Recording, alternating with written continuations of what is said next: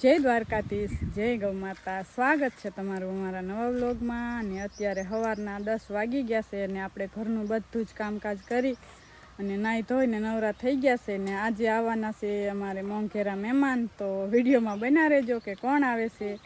અને આપણે મહેમાન માટે હવે રસોઈ બનાવવાની છે, તો આપણે બધી તૈયારી હાલે છે અત્યારમાં. તો આપણે ઘણી વારથી રાહ જોઈ રહ્યા હતા અને હવે મહેમાન પહોંચી ગયા છે. તો બતાવું જો કોણ આવ્યા છે મહેમાન. જો મારી બેન, મારી મમ્મી, રામ રામ બા, રામ રામ. આ મારી બેન નાની છે અને મારા પપ્પા પણ આવ્યા છે. જો રામ રામ પપ્પા. અને મારા ભાઈની દીકરી આવી છે સરતા. એ સરતા, જો સરતા બેન આવી ગયા છે. ફાઈન ઘરે આવ્યા. હા, સંધ્યા બેન. અને અમારા ભાણા ભાઈ આવ્યા છે પૃથ્વીરાજ. એ પૃથ્વીરાજ, માસીન ઘરે આવ્યો હે? માસીન ઘરે આવ્યો તું આટો ખાવા? અને જીયાનસી બેન આવ્યા છે કા માસીન ઘરે. તો મહેમાન આવી ગયા છે ને આપણે જો બપોરાની રસોઈ બનાવવાની છે મહેમાન માટે. તો હવે બપોરનો 1 વાગી ગયો છે ને આપણે જો મહેમાન માટે બધી રસોઈ બનાવી નાખી છે. તો આપણે બનાવી નાખી છે પૂરીઓ અને રસ અને દાળ ભાત બનાવ્યા છે આપણે. દાળ છે, આમાં બટેકાનું શાક છે અને આમાં ભાત છે અને બાજરાના રોટલા પણ બનાવ્યા છે. તો હવે મહેમાનને બેસાડી દઈ જમવા. તો બપોરાની રસોઈ બની જશે. તો હાલો બધાય બપોરા જમવા. બપોરના 3 સાડા 3 વાગી ગયા છે ને આપણે જો મહેમાન બધાએ જમી લીધું અને બધા જો વડના નીચે સાંયે બધા બેઠા છે. અને આ બાજુ જો મારી બેન લીંબુ શરબત બનાવે છે. રામ રામ. અને આ બધા ટાબરિયા જો બેઠા છે વાટ જોઈને શરબત પીવાની. કા પીવાનું શરબત? અને આ મારી બેને જો આજ બહુ મદદ કરાવી રસોઈ બનાવવામાં ને બધાને. શરબત ઈ બનાવે છે જો મહેમાન છે તો. અને અહીં ક્યાં જો જીયાનસી બેન તો નીંદર કરે છે. અને આ બાજુ મારી મમ્મી બેઠા છે સાંઈ. અને અમારા ભાણા ભાઈ જો રમે છે. નીંદર કરી લીધી ને રમે છે કા પૃથ્વીરાજ? પૃથ્વીરાજ જો રમે છે સાંઈ. શરબત પીવો છે ને બધાને? હા, મોક્ષાબેન આપ.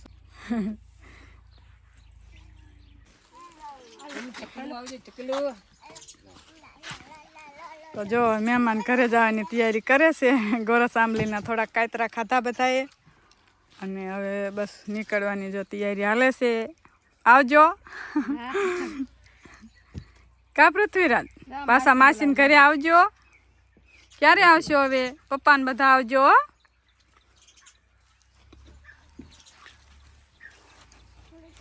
મારા પપ્પા જ્યાં છે ગાડી લેવા આવે.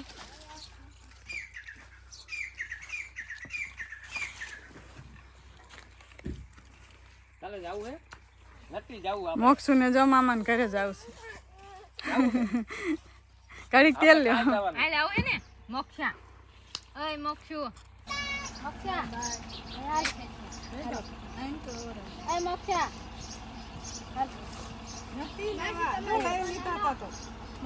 આવજો કે માસી આવજો. એટલે જીયાન છે ને કોક તો લ્યો ના કે ભલે હોતી કા જીયાન છે. જીયાન છે લઈ લો. જીયાનસી બેન તો નીંદર કરે છે. જાણે બેટા એમાં ભલે હોતી કા. હા, હોતી હોય નહીં.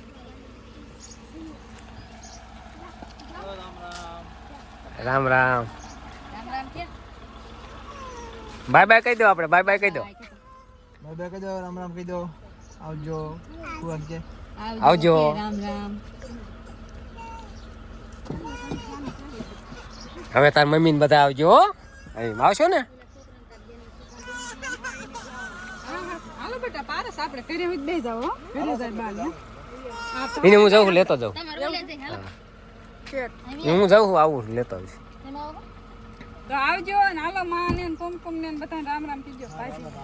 હા, રામ રામ. આમ તો અમાર મોક્ષુ બેન ને આરે જાવ મામાની. આપડા પીપમાં બે જવાલા આપણે જવાનું બટું.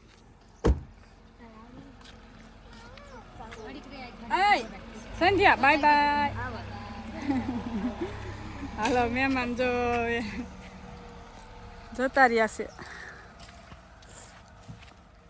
અને આપણે હવે કરવાનું છે આપણું ઘરનું કામ બધું. હાલો હું જાઉં છું વીજળિયા. વીજળિયા કેમ કામ છે તો જાતા રહ્યો હાલો વીજળિયા ને અમે હવે કરી નાખી ઘરનું કામ જે બાકી છે એ આપણે હવે કરી નાખી. તો હવે મહેમાન તો વયા ગયા ઘરે અને આપણે જો રજકો વાટવા હવે જવાનું છે. અને આ બાજુ જો એક જડીબુટી છે મસ્ત, આ આંખોની રોશની વધારવામાં પણ બહુ ઉપયોગી છે. આંખોના નંબર હોય તો દૂર થાય છે નંબર. અને આનું નામ છે જીવંતી. અને આ જીવંતી આપણા જીવન માટે બહુ ઉપયોગી છે. અને આ જીવંતીના પાંદનું ઘી પણ બને છે. ગાયના ઘીમાં પાંદ નાખીને જીવંતી ઘૃત ઘી બને છે. અને આ જીવંતી ઘણા બધા રોગમાં દવા બને છે. અને આ જીવંતી બહુ હવે ઓછા વિસ્તારમાં થાય છે કારણ કે બધું કેમિકલવાળું અને આપણે આવા ઝાડ પણ નથી રહ્યા વાડીમાં તો બહુ ઓછી જગ્યાએ મળે છે. પણ જો અમારે તો ઘરની વાડીમાં જ છે જીવંતી. આવડ્યો મોટો જો વેલો છે, અહીંયા એનું થડ છે આટલું જાડું. અને આવી રીતે જો આ બાવળ ઉપર ચડેલી છે. તો આવનાર પેઢીને આની બહુ જરૂર છે. તો આવા વેલા આપણે બચાવવા જોઈએ ને આનો ઉછેર કરવો જોઈએ. જો મસ્ત જો અત્યારે આ લીલીછમ હોય નહીં પણ અહીંયા અમારે ધોરિયો છે તો કાયમ પાણી હાલે છે એટલા માટે અત્યારે લીલી છે ને કાં ચોમાસે જ લીલી હોય છે, અત્યારે જોવા મળે નહીં. અને આના પાંદની ભાજી પણ બને છે. અને આપણે અને આપણા બાળકોને આના પાનની ભાજી જરૂર ખવડાવવી જોઈએ. તો બાળકોને નંબર પણ નથી આવતા ને આપણું સ્વાસ્થ્ય પણ બહુ સારું રહેશે. એટલા માટે જો આની ભાજી પણ બને છે, આના ઢોકળા પણ બને. અને આને જો આવી રીતના ફૂલ આવે છે આવા. અને આમાં હુડિયા જેવા આમાં એક જો આ બાજુ બતા તમને જો આવા હુડિયા જેવા ફળ લાગે છે. અત્યારે તો આ ફૂટી ગયો છે પાકીને. તો આનું નામ છે જીવંતી.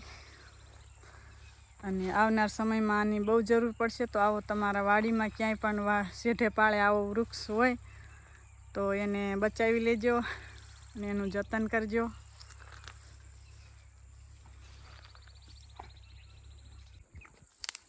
અને આ જીવંતી આપણે ગાયોને પણ પહેલાંના જમાનામાં તો 30% આનો ચારો જ દેતા હતા ચોમાસામાં. આની વેલું કાપી અને અથવા આપણે છૂટી સારતા હતા અને આ વેલું ખવડાવતા હતા તો ખાણ પણ અડધું જ દેવું પડતું.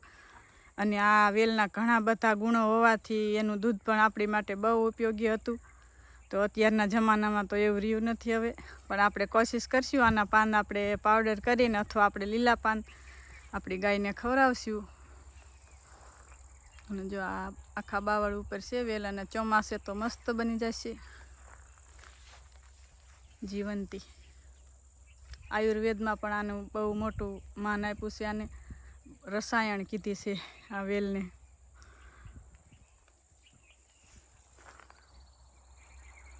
અત્યારે સાંજના 100 વાગી ગયા છે. જો આપણે ભેંસ દોવાનું ચાલુ કરી દીધું છે. હવે પગલે તો જો આપણે ભેંસ દોવાનું ચાલુ કરી દીધું છે. ને આપણે એક ભેંસ દોઈને પછી આપણે ગાય દોવાની થશે. બસ આજનો વિડીયો મેં અહીંયા પૂરો કરીશું. તો વિડીયો તમને ગમે તો લાઈક શેર અને અમારી ચેનલમાં નવા હોય તો અમારી ચેનલને સબસ્ક્રાઈબ કરી દેજો. તો મળશું એક નવા વિડીયોમાં. તો